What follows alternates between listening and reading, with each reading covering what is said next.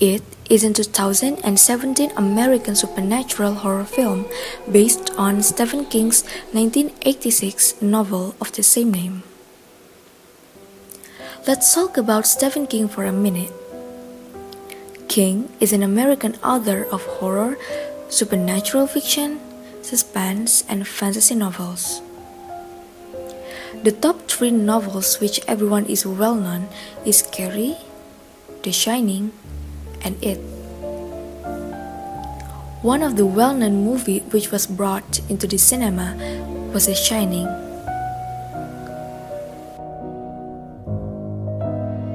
In his books, King explored almost every terror-producing theme imaginable, from vampires, rabid dogs, deranged killers, ghosts, and etc.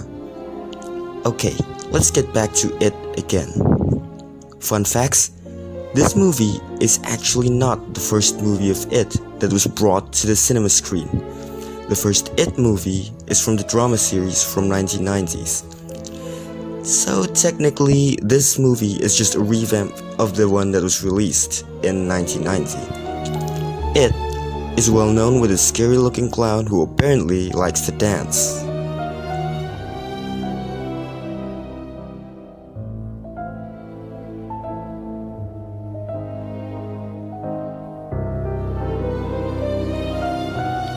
And since we are still talking about Pennywise, here we are going to focus on how Pennywise has affected the lives of the Losers Club.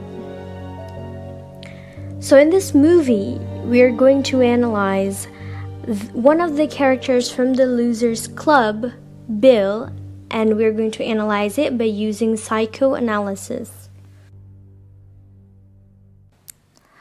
We will make the analysis based on the two movies that came out, the 2017 and 2019.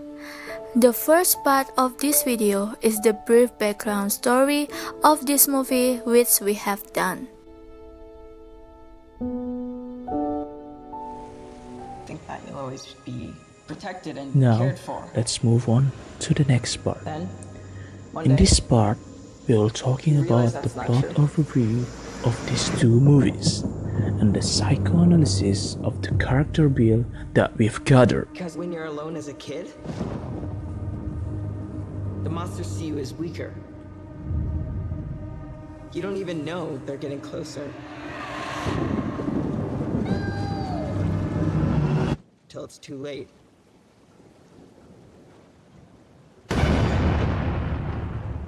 Here, take it.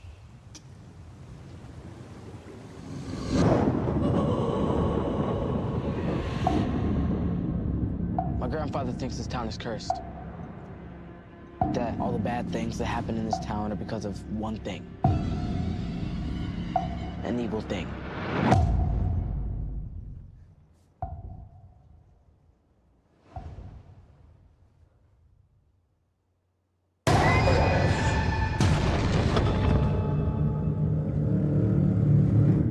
Bill, if you will come with me, you'll float too. I saw something. The clown. Yeah, I saw him too. You'll float too. What happens when another Georgie goes missing? Or one of us? In the summer of 1989, a group of bullied kids band together to destroy a shape-shifting monster which disguises itself as a clown and preys on the children of Negeri, their small Mayan town.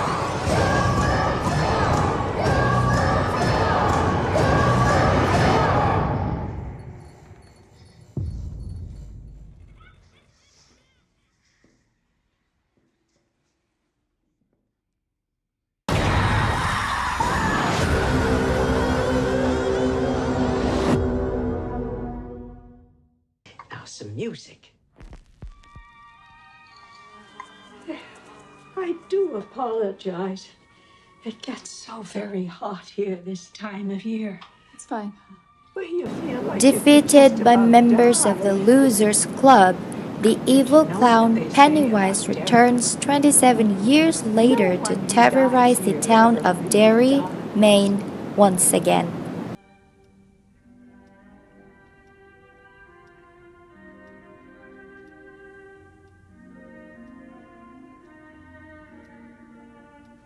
But tell me, how is it being back in Derry? It's good. Strange. Strange? Oh, my. I had some cookies in the oven before you came. Stay right there. I shouldn't impose. I'm gonna. No, I insist. Your photos are lovely, Miss Kirsch. Are these your family? My father came to this country with $14 in his pocket. What did he do, Mrs. Kirsch? My father joined the circus.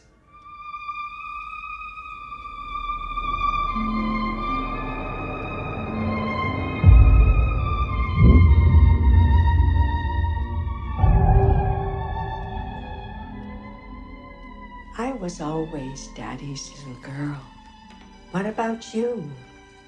Are you still his little girl, Beverly? Are you?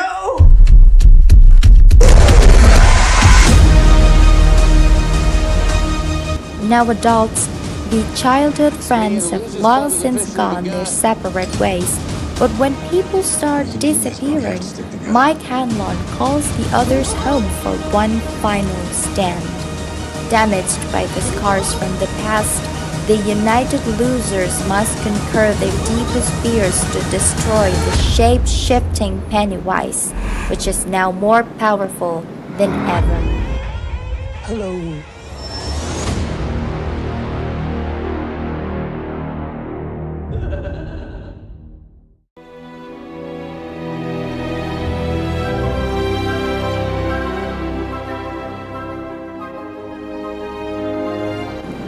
The most impactful idea put forth by Freud was his model of the human mind. His model divides the mind into 3 layers or regions. Number 1, conscious.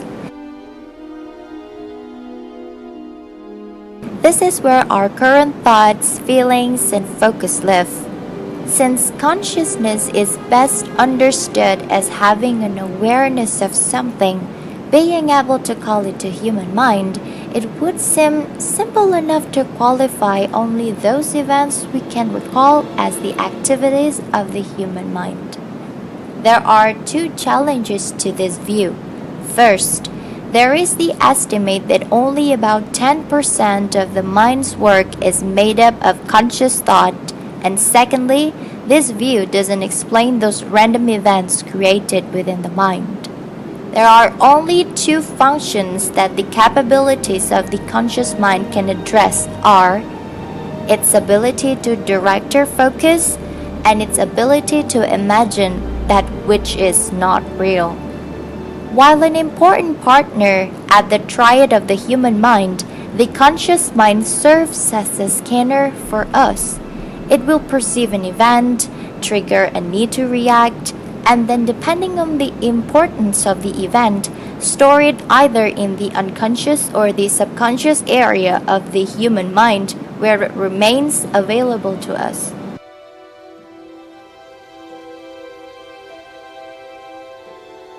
Number 2 is preconscious and sometimes called the subconscious.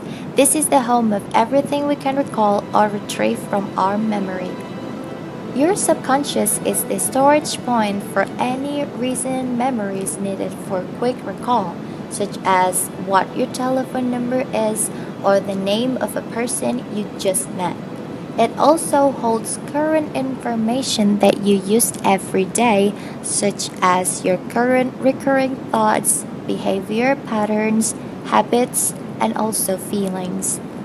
The workhorse of the mind or body experience, Freud's subconscious mind serves as the mind's random access memory, or you just simply call it RAM. Thus, the unconscious mind can be seen as the source of dreams and automatic thoughts, those that appear without any apparent cause, the repository of forgotten memories, that may still be accessible to consciousness at some later time, and the locus of implicit knowledge, or the things that we have learned so well that we do them without thinking. Number 3 is unconscious. At the deepest level of our minds resides a repository of the processes that drive our behavior, including primitive and instinctual desires. The unconscious mind is where all of our memories and past experiences reside. These are those memories that have been repressed through trauma and those that have simply been consciously forgotten and no longer important to us. It's from these memories and experiences that our beliefs, habits, and behaviors are formed. A review of the earlier illustration shows the unconscious sitting a layer deeper in the mind under the subconscious. Although the subconscious and unconscious has direct links to each other and deal with similar things, the unconscious mind is really the cellar, the underground library, if you like, of all your memories, habits, and behaviors. It is the storehouse of all your deep-seated emotions that have been programmed since birth. Later, Freud posited a more structured model of the mind, one that can coexist with his original ideas about consciousness and unconsciousness. In this model, there are 3 metaphorical parts to the mind. The first one is it. The it operates at unconscious level and focuses solely on instinctual drives and desires. 2 biological instincts make up the it, according to Freud: eros, or the instinct to survive that drives us to engage in life-sustaining activities, and thanatos, or the death instincts that drives destructive, aggressive, and violent behavior. Second, ego.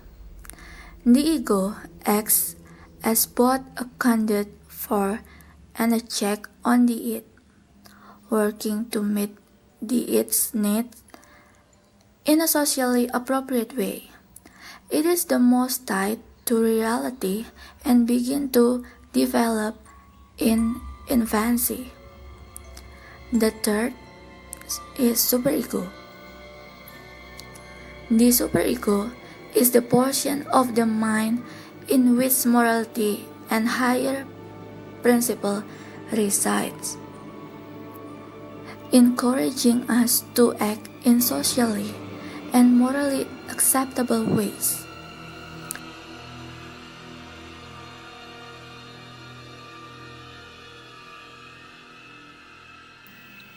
And then we would like to analyze Bill's characters in each chapter 2. As we know that in chapter 2, the characters are adults, so basically their nature changes are different too. The setting in this chapter 2 is 27 years after their childhood events in Derry. Every character in this movie told that they experienced memory loss for childhood events since they left Derry. However, when Mike called them one by one, the memories of the dark events of their childhood reappeared.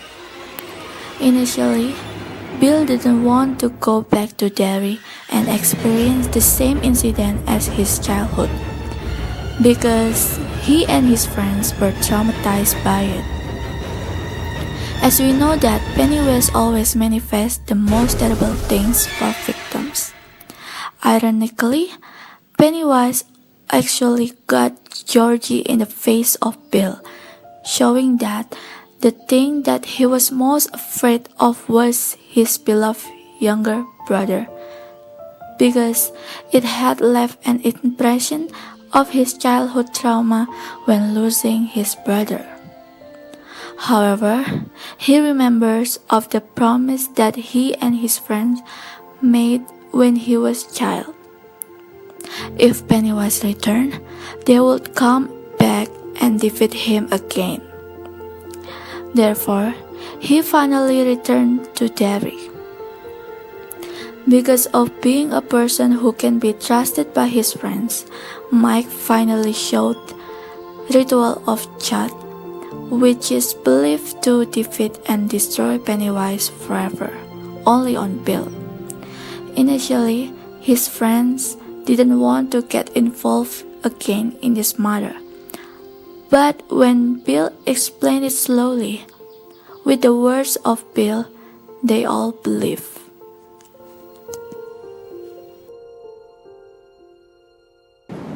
From that point, we think that there is no change in the beliefs of his friends and Bill, because when they all grew up and being adults, they still trusted Bill's words. As we know, when he was a child, Bill also remained determined to fight Pennywise by himself because he didn't want to bring his friends into danger. In this chapter 2, we also think that there is no striking change at this point because Bill still wants to fight Pennywise by himself without the help of his friends, just because he doesn't want to lose his friends like he lost Georgie. And because the ritual of Chud requires it to be done together, then they finally do it together. And we also think that one of the most noticeable changes in Bill's nature that we feel in the chapter 2 is that Bill is now more able to let Georgie go and stop blaming himself for Georgie's death. Besides that, he can also let Beverly with Ben. Even though Beverly is his childhood love, he feels willing and happy if the woman he loved when he was a child was happy with his own friend. The next Freud's theory that we use is defense of mechanism. The first one is repression. So, repression is when the ego pushes disturbing or threatening thoughts from the consciousness. In it chapter 1, Bill kept coming back to the barns, hoping that he would find Georgie, his brother. He overrides the fear he and his friends feel toward the strange event that happened around them. Also, in the beginning, Bill always tried to be positive. He set aside thoughts of the worst possibilities that can happen to Georgie. In it chapter 2, Bill pushed away strange feelings he felt when all the members of the loser club met after 27 years. He even confirmed that he felt weird to sit there with them, not to be able to remember anything. The next Freud's theory that we use is defense of mechanism. The first one is repression. So, repression is when the ego pushes disturbing or threatening thoughts from the consciousness. In it chapter 1, Bill kept coming back to the barns, hoping that he would find Georgie, his brother. He overrides the fear he and his friends feel toward the strange event that happened around them. Also, in the beginning, Bill always tried to be positive. He set aside thoughts of the worst possibilities that can happen to Georgie. In it chapter 2, Bill pushed away strange feelings he felt when all the members of the loser club met after 27 years. He even confirmed that he felt weird to sit there. The third one is projection. It is when the ego tries to solve the discomfort by attributing feelings, motives, or thoughts to another person. In it chapter 1, after Georgie went missing the sewer, Bill asked his friends to go to the plumbing, hoping he will find Georgie, or just any signs for his existence. But Eddie and Stanley started to refuse to go inside the plumbing because it was so dirty, but Bill didn't care. When he went a few steps inside the place, he found Betty with some shoes. Some of his friends got scared and asked them to just go back and leave the plumbing because they didn't want to end up missing like Betty. But Bill refused to grant it. He said, "If I were Betty Ripson, I would definitely want us to find me. Georgie too." From his words, we get the meaning that he tried to attributing his feelings and motive to his friends. He wanted his friends to find Georgie. The next one, when they were looking at Derry's map, and Pennywise appeared in the garage, Bill urged his friends to go to the well in the empty house. His friends, of course, refused to do so because they were all still shocked and scared from the sightings of Pennywise. And it is summertime. They should have played outside and enjoyed their holiday. But Bill, again, attributed his feeling and motive that they have to go there because Georgie is there and they should find him, without any thoughts of his friend's mental condition. In chapter 2, Bill admitted that he influenced all his friends to go to the barns because he only cared about Georgie and how to find him. He did not think twice about his friend's safety. He just wanted his friends had the same feeling as him.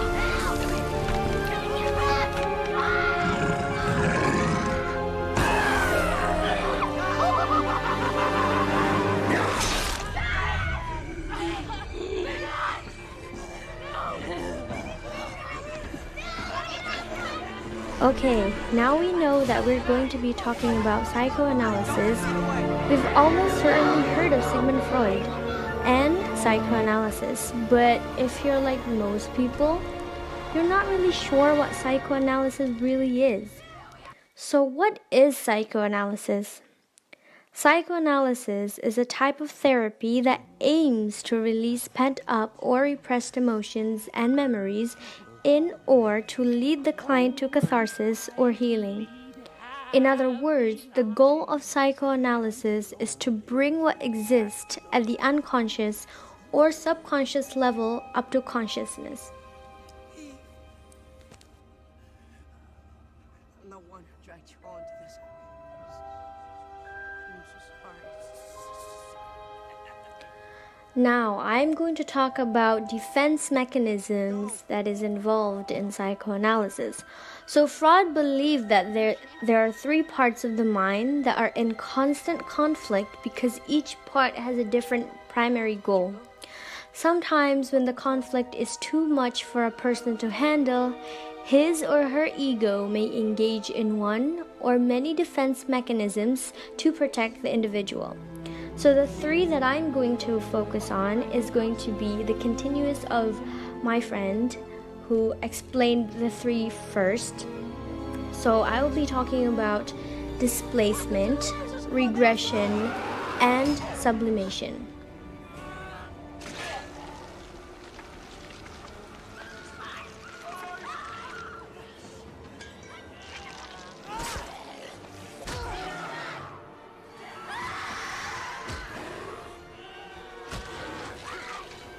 So first, we're going to talk about displacement. So what is displacement?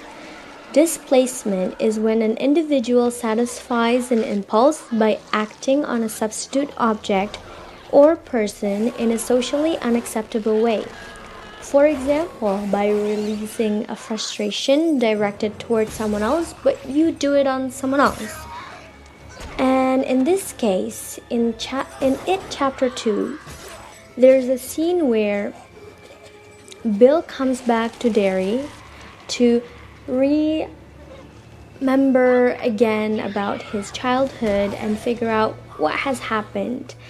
And he passes by this little kid that he saw before, and he sees that the little kid is in Derry and he's in shock.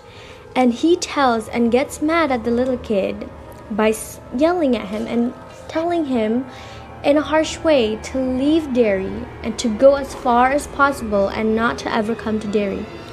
And this is because he is frustrated at the fact that bad things has happened in Derry. For example, he has lost his little brother because of Pennywise, and he's frustrated at that, but he's letting his anger out at this little kid who is innocent and has done nothing wrong. So that's an example of displacement. There's more than one way to make someone small. Make him believe that he is. What? Make it believe that he's... Oh, small. I am the leader of war. Next, we're going to focus on regression.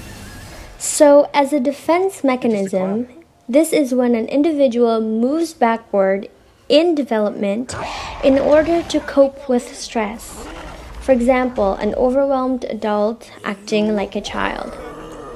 So, in this case, we see that there's a scene where Bill goes back to the shop back when he was a child, and he bought his old bike back, and that's when everything started to come back, and he started to use that as a way to defend himself and to cope with the stress that he has.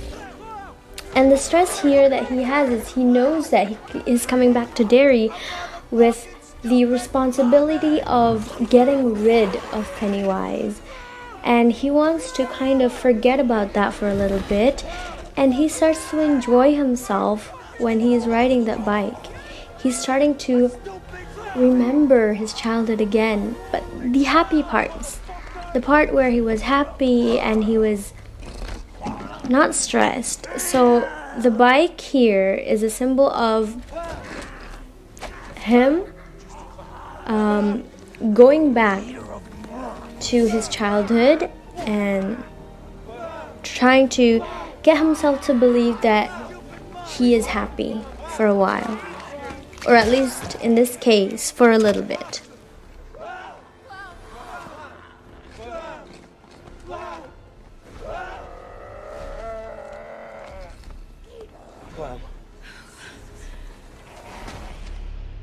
clown. With a scared beating heart.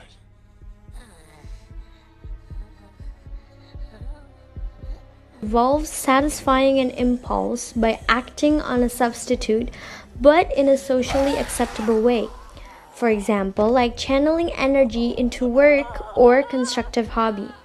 In this case, Bill, we know, he moved away from Derry when he grew up, and he worked on scripts. He wrote scripts and he wrote books. And that's a way of defense mechanism that he uses. And so he's channeling his energy into his hobby and his work, his job, even though he knows that there is a part of him that still feels somewhat not right. He knows that there is something that needs to be done, and that there is something that's still hurting him from the childhood, but he tries to forget about it, and he tries to cope, and he tries to channel his energy into this hobby, into this job that he has, which is writing novels and books and then turning it into films.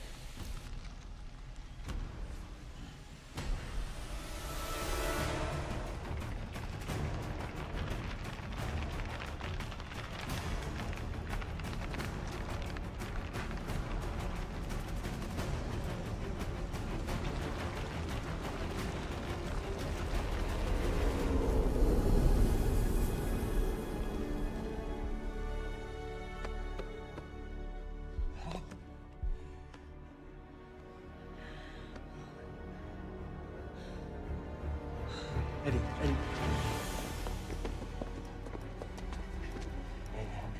Hey, listen,